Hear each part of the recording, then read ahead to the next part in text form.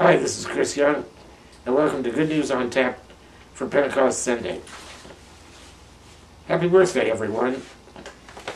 I say that because many people feel that Pentecost Sunday is actually the birthday of the church.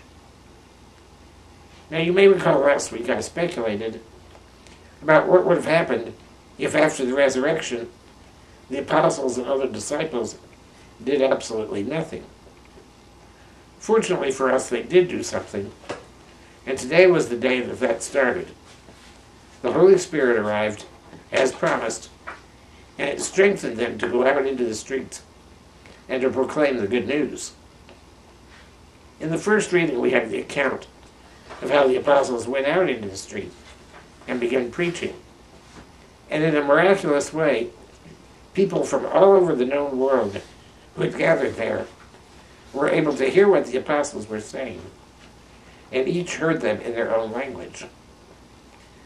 This was fulfilling precisely the charge that Jesus gave them just a week before, when he said to them, "Go out and make disciples of all nations." Now, I'm sure the apostles who heard that had to be a little bit befuddled, wondering how they were going to preach to all nations. But here on the day of Pentecost, by the power of the Holy Spirit, they were able to do just that. And we know it didn't end here. If you continue reading the Acts of the Apostles and look at the history that we know of the early church, we learn that the apostles traveled all throughout the known world at that time, and they established churches everywhere that they went. We live in a time that is unprecedented in our ability to communicate.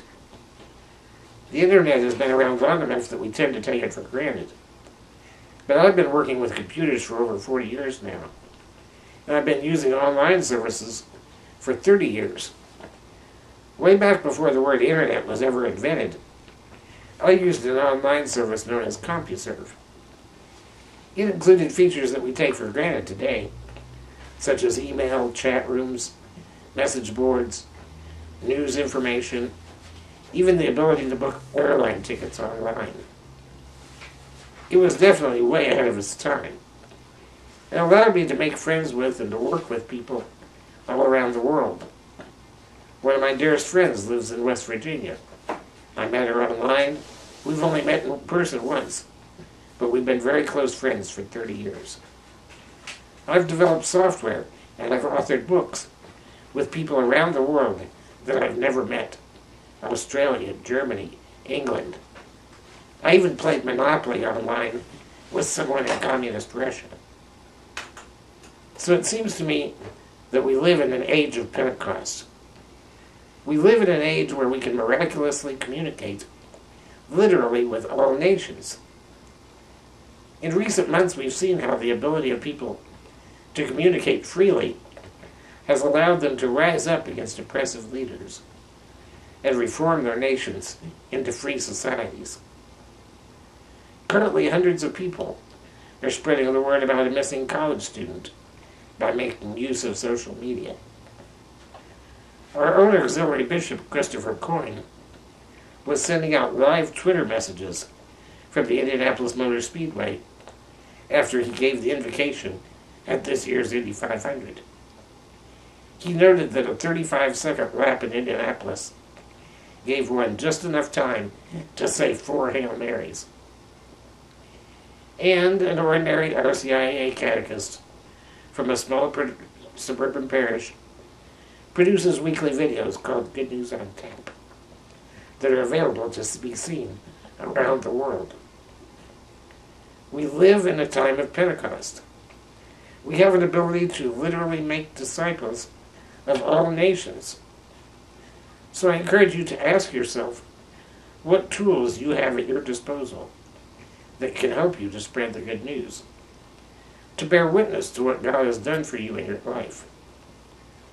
Perhaps some part of your story is exactly what someone out there needs to hear. Now, we all get forwarded emails with touching stories and how God has touched people's lives. And we tend to just forward them on and think that we've done something great. And while those stories can inspire and enlighten us, why not tell your own story? Why not look for something in your own life where you felt the hand of God, where you felt His love, His forgiveness, His compassion? Send that out as an email to all your friends and encourage them to do the same. Not to forward your message on, but to write their own messages of hope. By the virtue of your baptism and strengthened by your confirmation, you have the Holy Spirit within you. And like the apostles, you have been commissioned to go out and make disciples in all nations. The time of Pentecost is now, and we need to take full advantage of it. And that's Good News on Tap for Pentecost Sunday.